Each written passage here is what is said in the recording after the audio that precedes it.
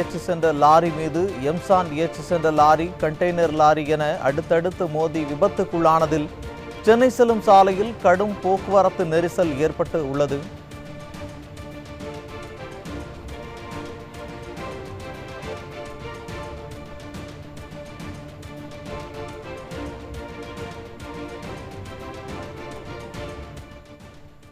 செங்கல்பட்டு மாவட்டம் ஸ்ரீபெரும்புதூர் அருகே சிலிண்டர் ஏற்றி சென்ற லாரி மீது எம்சான் ஏற்றி சென்ற லாரி, கண்டெய்னர் லாரி என அடுத்தடுத்து மோதி விபத்துக்குள்ளானதில் சென்னை செல்லும் சாலையில் கடும் போக்குவரத்து நெரிசல் ஏற்பட்டுள்ளது.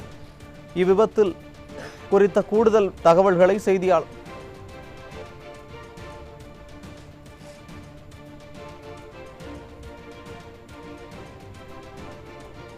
செங்கல்பட்டு மாவட்டம் ஸ்ரீபெரும்புதூர் அருகே சிலிண்டர் ஏற்றி சென்ற லாரி மீது எம்சான் ஏற்றி சென்ற லாரி, கண்டெய்னர் லாரி என அடுத்தடுத்து மோதி விபத்துக்குள்ளானதில் சென்னை செல்லும் சாலையில் கடும் போக்குவரத்து நெரிசல் ஏற்பட்டுள்ளது. அதனை அண்மை செய்தியாக பார்த்து வருகிறோம்.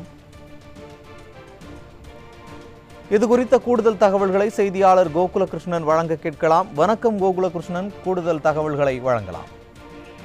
வணக்கம் சார்.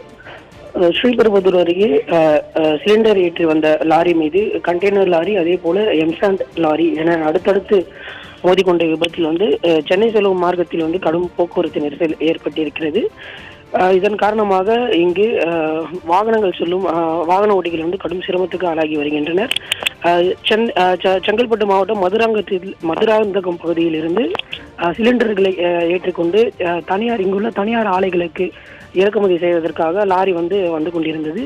சென்னை பெங்களூர் தேசிய நெடுஞ்சாலை வழியாக அந்த கீரநல்லூர் என்னும் இடத்தில் சாலையை கடப்பதற்காக நின்று கொண்டிருந்தது.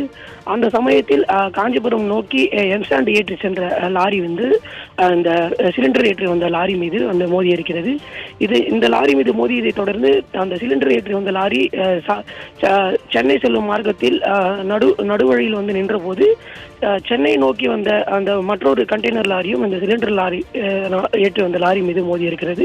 அடுத்தடுத்து நிகழ்ந்த இந்த விபத்தில் அந்த சிலிண்டர் ஏற்றி வந்த லாரி அந்த சாலை தடுப்பில் சொர்க்கியவாறு நின்றது.